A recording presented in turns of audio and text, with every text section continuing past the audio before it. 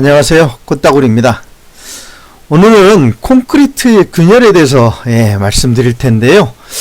소성수축 균열입니다. 콘크리트 타설한 지 얼마 안 되고 했을 때 이제 수축 균열이 오죠. 그럴 때 어떤 원인을 갖고 있는지, 그러면 거기에 대한 어떤 대책이 있는지에 대해서 오늘 설명드리겠습니다.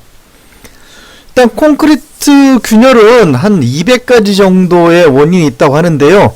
가장 큰 빈도를 차지하는 것이 소성수축입니다. 여기 초기 양생 중 급격한 건조라고 써있는 것이 소성수축이죠. 23% 빈도를 갖고 있으니까 대체로 4개 중에 하나 정도는 소성수축 균열 때문에 난다, 이렇게 말씀드릴 수가 있겠습니다. 그래서 소성 상태인 초기 자령에서의 균열 관리가 상당히 중요한 부분을 차지하고 있습니다. 그럼 소성수축 균열은 어떤 특징을 갖고 있을까요? 일단 첫째, 균열의 방향성입니다. 균열의 방향이 불규칙하죠. 랜덤합니다. 그래서 방향성이 없다고 이렇게 보통 얘기하는데요. 균열의 간격도 좀 크죠. 20에서 50cm 간격 정도의 내외로 보통 나타나는 것이 일반적이고요.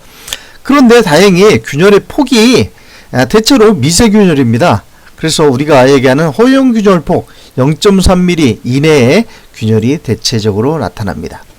여기 지금 사진을 가져왔는데요. 이게 소성수축 균열의 대표적인 사례입니다. 방향성도 없고 균열의 폭은 20에서 50cm 정도, 이렇게 헤어크랙이고 그렇죠. 그런데 오른쪽에 보시면은 소성수축 균열 같으면서도 아닌 그런 상태인데요. 왜 그러냐면 이러한 소성수축 균열과 건조수축 균열이 동시에 이후에 진행된 겁니다. 왜냐면 소성수축은 초기에 굳지 않은 상태잖아요. 그리고 경화가 오면서 건조수축이 오면 건조수축에 따라 가지고 소성수축 때 난 크랙을 살포시 더 벌리게 되죠. 그래서 소성수축 균열 방지가 특별히 유의하게 된 것입니다. 그럼 이러한 소성수축 균열을 갖다가 모식도로 좀 살펴볼까요? 일정 거푸집 안에 우리가 콘크리트를 갖다 레미콘을 이렇게 갖다 쏟아 부으면요, 거기에 콘크리트 재료인 시멘트 풀과 잔골재, 굵은 골재들이 이렇게 자기 자리에 딱 잘 차지하고 있죠. 그러나 지구 중심에서 중력이라는 것이 작용해요. 그러다 보니까 이 재료의 무게별로 아래로 약간씩 처지는 치마가 발생됩니다. 그 치마들이 모으면 이 전체적인 양의 평형을 위해서 위로 올라가는 것 무엇이 있겠죠? 그러면 무엇이 올라갈까요? 글쎄, 가장 가벼운 공기나 물 또는 공기, 물에 따라 가지고 함께 올라가는 분체 정도가 되겠죠. 그래서 이제 위에 이렇게 쌓이는 것을 갖다가 레이턴스라고 그럽니다. 이렇게 위로 파란색으로 이렇게 분리등해서 위로 올라가는 것이 항상 나쁘다라고 그렇게 생각하는 인식들을 가진 분이 계세요. 그러나 분리등이 항상 나쁜 것만 아닙니다. 대체로 분리등은 좋은 쪽으로도 작용되는데요. 우리가 양생을 할 때 콘크리트 타설하고 수변 양생을 해야 됩니다. 그러나 지금 상태가 이제 소성 상태죠. 소성 상태에서 물을 주면 수변 상태를 유지할 수 있는 방법이 뭐가 있을까요? 콘따구리. 없죠. 왜냐하면 여기서 물을 주면 가수를 한다고 합니다. 그래서 가수는 절대 하지 말아야 된다, 그렇게 우리가 배웠죠.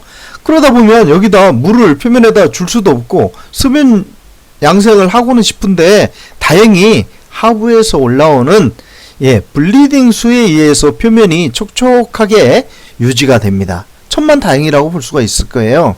그러나 바깥의 여건은 쏠쏠하지 않습니다. 바깥에는 바람이 제법 불고요. 습도도 만약에 햇빛이 쨍쨍 쪄서 대기 습도도 낮고 그러면 많은 표면의 블리딩 수가 수분 증발로 이루어지게 됩니다. 그렇게 되면 이 표면이 건조에 따라 가지고 균열이 생기죠. 그래서 막을 수 있는 방법은 뭡니까? 가장 좋은 방법은 일단은 햇빛을 가릴 수 있는 시설을 설치하는 것도 괜찮습니다. 어쨌든 목적 자체가 블리딩수에 올라오는 수분 증발을 막는 데 있으니까요. 그러나 대체로 우리는 이 표면에 비닐을 설치하는 것으로 우리가 대체를 합니다. 표면에 비닐을 깔면 어떤 상황이 벌어지나요? 이 블리딩수가 비닐에 막혀서 외부에 풍속이나 햇빛에 의해서 증발이 안 되죠. 그러다 보면 여기 그대로 표면수가 유지가 됩니다.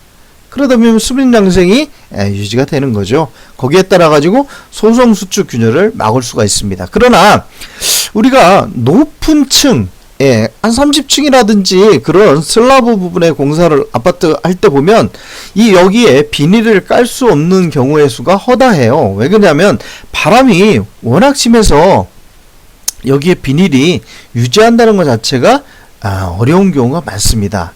그럴 경우에 우리가 쓸 수 있는 차선의 방법은 양생제입니다. 표면 양생제라고 불리죠. 물론 수성과 유성이 있습니다만은 양생제를 표면에다가 살포를 하면 인공적으로 인공 비닐을 결국 만드는 거예요.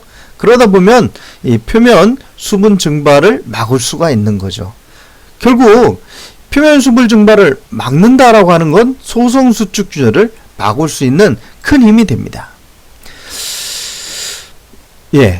균열 대책은 즉 설명드리면 비닐 시트나 표면 피망 양생제를 통해서 수분의 급속한 증발을 막는, 그러니까 수면 상태를 유지하는 상태가 되겠습니다.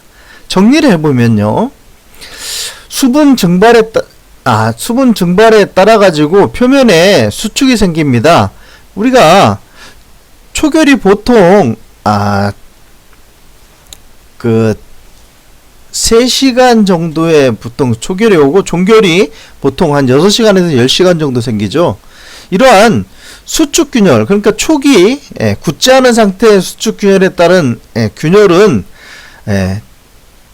수분 증발로 인해서 부피가 감소되는 것에 따릅니다. 만약에 이렇게 부피가 감소된다 그러면 부피 감소되는 게 따라 가지고 이쪽 부재에 일반적으로 우리가 부재가 구속돼 있잖아요.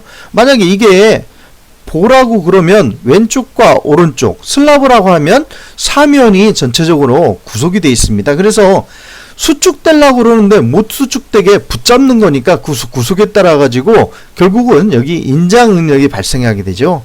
그래서 거기에 따라 가지고 견딜 수가 없으면 콘크리트의 인장 강도가 이 인장 응력을 이겨내지 못하면 결국은 증발로 오게 되는 겁니다.